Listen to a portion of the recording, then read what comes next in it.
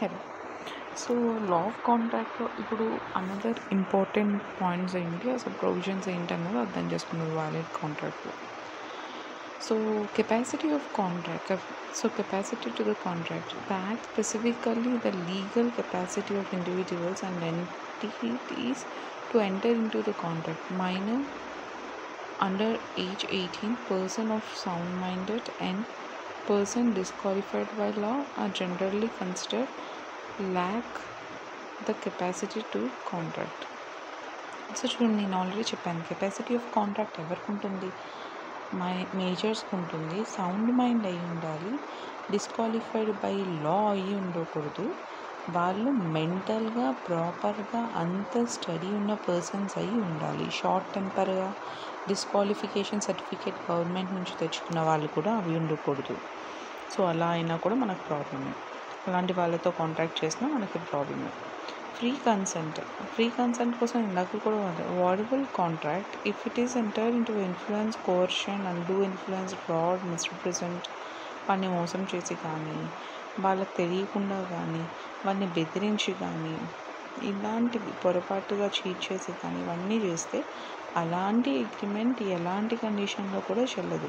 So అది free కన్సెంట్తో చేస్తున్నామని చాలా క్లియర్గా ఉంటేనే అలాంటి అగ్రిమెంట్ అనేది 100% చెల్లుతుంది. లేకపోతే that kind of any agreement is not going to perform.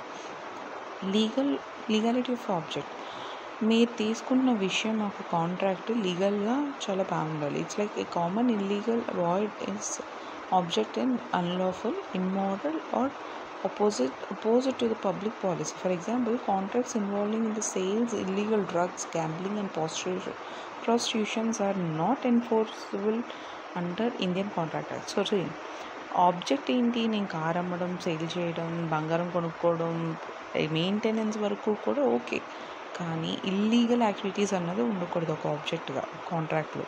Drugs, illegal gambling, prostitution, so ఈ కైండ్ ఆఫ్ థింగ్స్ ఏవైతే లా ఒబే చేయదో అలాంటివి ఉండకూడదు. Performance of contracts, act imposes a duty both the parties to perform their contractual obligations in good faith if providers for the remedies available to the parties in each breach of contract such as damage, specific contract and injury.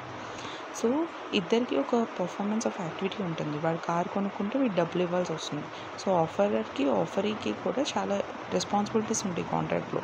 అవన్నీ good ఫెయిత్లో ఉంటే in case ఏవైనా తారుమారు అయినప్పటికీ కూడా లా ఇందులో help చేస్తుంది అని చెప్తున్నారు. సో స్పెసిఫికల్ పర్ఫార్మెన్స్ కానీ, ఇంజెక్షన్స్ కానీ, డ్యామేజెస్ వల్ల జరిగింది. ఇప్పుడు కార్కి డ్యామేజ్ అయింది, వీడు అమ్మాయి లోపల ఇప్పుడు డబ్బులు కట్టేశాడు, ఆ లోపల ఇచ్చే లోపల అయ్యింది.